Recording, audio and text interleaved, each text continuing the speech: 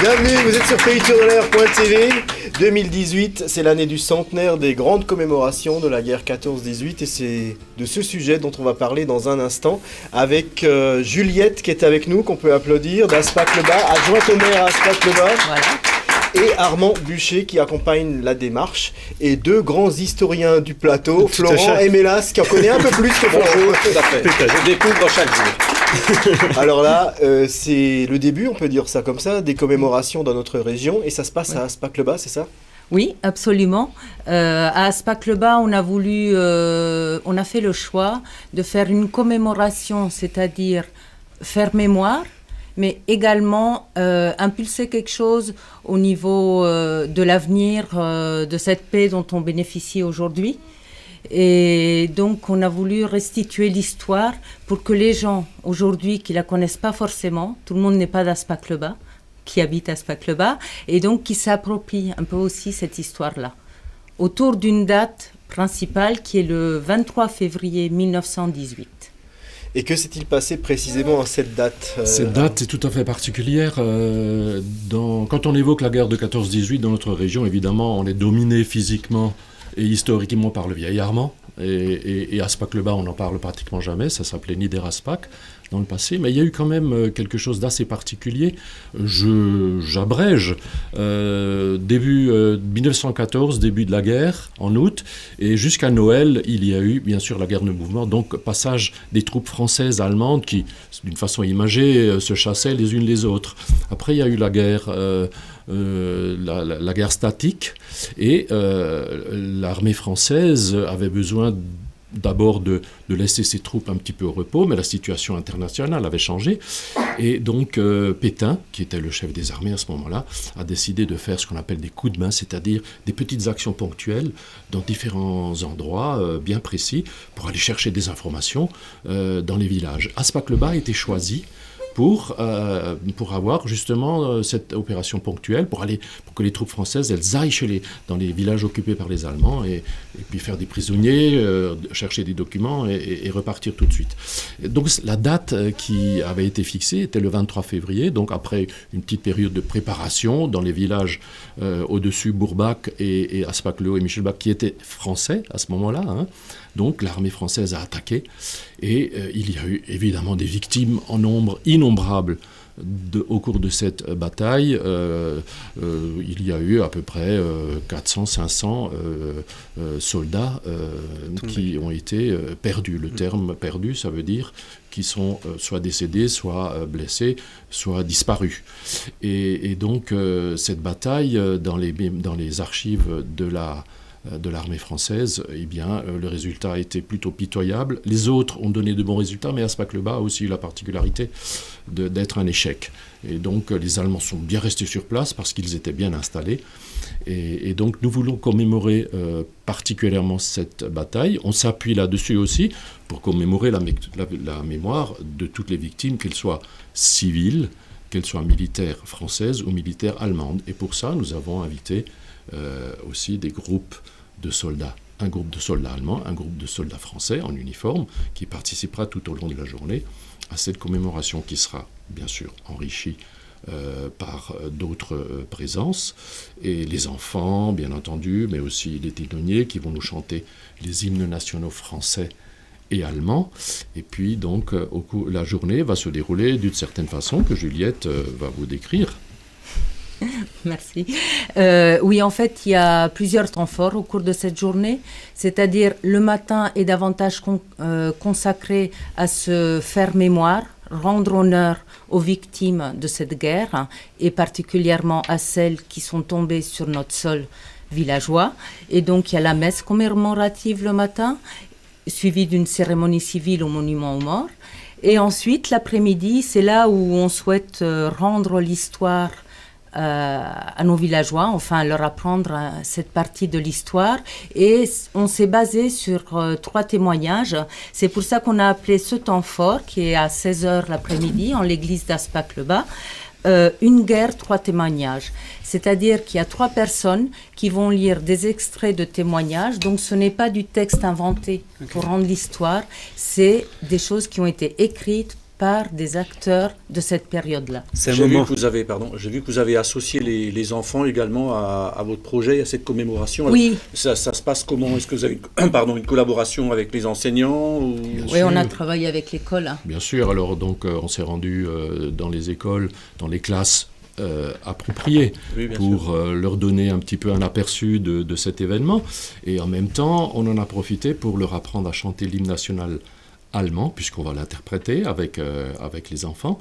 L'hymne national français, ils l'apprennent de toute façon à l'école. Donc les enfants sont associés de cette façon. Les 3 témoignages dont Juliette vous a parlé, ce sont effectivement des témoignages qui seront lus, mais ce sera bien plus, puisque on ne peut pas juste se limiter à 3 textes lus les uns après les autres. Tout ça, ce sera extrêmement commenté, ce sera mis en valeur. Il y aura quelque chose... On ne peut pas appeler ça un spectacle, mais c'est quand même quelque chose qui relate l'histoire un petit peu du village à travers cette guerre. Des images parlantes, en quelque des sorte. images parlantes, Voilà, il y aura aussi quelques images visuelles qu'on va projeter, mais très peu, mais ce sera surtout des images parlantes. Il faut que les gens se remettent un peu dans l'ambiance. On vous sent passionné. Est-ce que vous êtes le seul dans ce village, ou est-ce qu'il y a une équipe, je veux dire, qui se soucie un petit peu de ce passé? Vous faites des recherches? Je suis passionné par l'histoire de mon village, bien entendu. Bien entendu, je suis passionné, mais autour de nous, il y a toute une équipe, les conseillers municipaux et puis d'autres volontaires qui ont adhéré à cet événement et qui donc sont des acteurs qui seront des lecteurs de ces 3 témoignages. Mais évidemment, il y a aussi toute une partie organisation pour laquelle on a besoin de beaucoup de volontaires, beaucoup de gens. Et là, visiblement, la municipalité s'investit. Oui. Ah oui, tout à fait. Armand est conseiller municipal. Aussi, oui. Il fait partie de l'équipe. C'est lui qui a travaillé le projet, qui a eu l'idée des grands axes. Et le conseil municipal, on s'est approprié ça avec lui pour en faire une manifestation municipale. Est-ce que vous bénéficiez de soutien, disons, de structures nationales au niveau de la commémoration? On a été labellisé par la commission du centenaire. Hein, on a proposé notre projet et on a été labellisé. Donc pour nous, c'est déjà un honneur. C'est une fierté. C'est une fierté d'avoir été labellisé. Et ça nous permettra peut-être d'avoir quelques aides financières, mais c'est pas ça l'essentiel. L'essentiel, c'était que vraiment on reconnaisse notre commémoration, notre projet. Et ça atteste du sérieux, je veux dire. Et que ça atteste du sérieux, voilà. Et finalement, c'est important pour vous de préserver cette mémoire finalement de cette bataille et de la transmettre aux plus jeunes. Oui, parce qu'aujourd'hui, c'est vrai que la guerre, ça fait longtemps. On l'a oublié, c'est pas l'idée de faire mémoire pour juste se rappeler des atrocités, c'est vraiment aussi pour donner goût à notre présent, de ce que parfois on oublie un peu tout ce que on bénéficie comme liberté, le fait d'avoir une démocratie, la paix. Et pour savoir où on va, il faut savoir d'où on vient. Et c'est le propos de votre manifestation. Belle formule, voilà, c'est ça. Et un dernier point, si vous permettez, tout au long de la semaine qui va suivre, du 26 février au 4 mars, nous avons monté une exposition avec l'aide en particulier de Monsieur Herret qui a Pascal Herret, un collectionneur de cartes postales. Un collectionneur de cartes postales du village, et entre autres de cette période, et les enfants de l'école. On fait un travail sur cette période-là. Et on participait à cette exposition en réalisant une grande fresque de ce que ça leur évoquait pour eux. Ils ont aussi écrit, ils se sont mis à la place d'un poilu et ils ont écrit des lettres, des cartes. Un poilu qui écrit à sa famille, et il y a vraiment des textes qui sont très touchants. Alors les témoignages, l'un est issu d'un petit opuscule qu'avait écrit un agriculteur du village qui s'appelle Franz Fridolin Dietrich. Il avait écrit ses souvenirs dans des petits carnets à l'encre violette, et ces carnets ont été traduits et ont été publiés dans un petit opuscule qu'on avait publié en 2015. Et d'autres témoignages proviennent, un c'est issu d'un livre de Philippe Springer, un historien local, et puis le troisième c'est extrait des archives alors là je me trompe, le troisième, le soldat français, provient d'un travail de mémoire qu'a fait son petit-fils.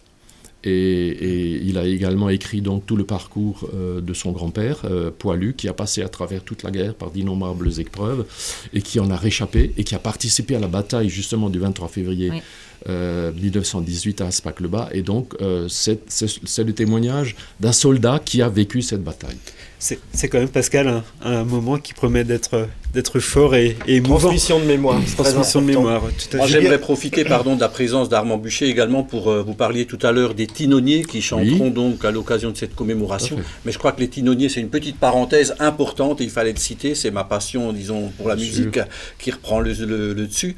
Vous avez un concert de prévu avec les Tinonniers, en quelques mots, rapidement. Oui, alors les Tinonniers vont produire un concert, je ne sais pas si c'est le mot, dans la salle Grasegert. Oui, donc très belle salle. Oui, très belle salle. Donc le samedi 17 février à 20h.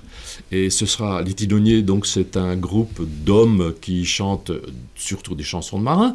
Ils ont le vent en poupe. Ils ont le vent en poupe, donc ils chantent des chansons écrites par des gens de qualité qui sont des locaux, comme mais là c'est Monsieur Arnold qu'on a vu tout à l'heure, mais aussi des grandes chansons qui ont trait à la mer, comme Emmenez-moi de Charles Aznavour ou bien d'autres. Et donc c'est un programme extrêmement éclectique, très varié, très amusant, très distrayant. Et le concert, il sera donné au profit de la Banque alimentaire, donc c'est important. C'est le 17 février à la salle Grasegert.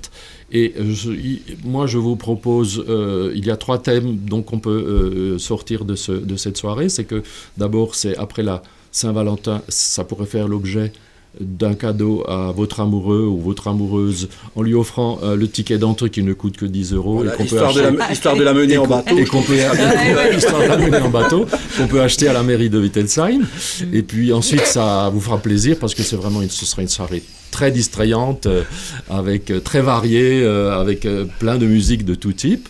Et puis en même temps, vous faites un bon geste pour la Banque alimentaire. Donc voilà, c'est 3 choses en une. Merci pour toutes ces informations. Donc c'est le 17 février et la journée de la commémoration donc à Aspach, c'est le 25 février. Le dimanche 25. Voilà, avec quelques jours avant, après, toute une ambiance et des événements. Quelques jours avant, ce sera du travail pour préparer tout ça, mais après, ce sera donc l'exposition qui va être en place pendant toute la semaine, toutes les après-midi. Ceux qui s'intéressent à ce sujet, il y en a beaucoup, pourront approfondir pour venir, et puis je serai là aussi pour discuter. Parler de votre passion et de votre... Merci d'avoir été avec nous ce matin.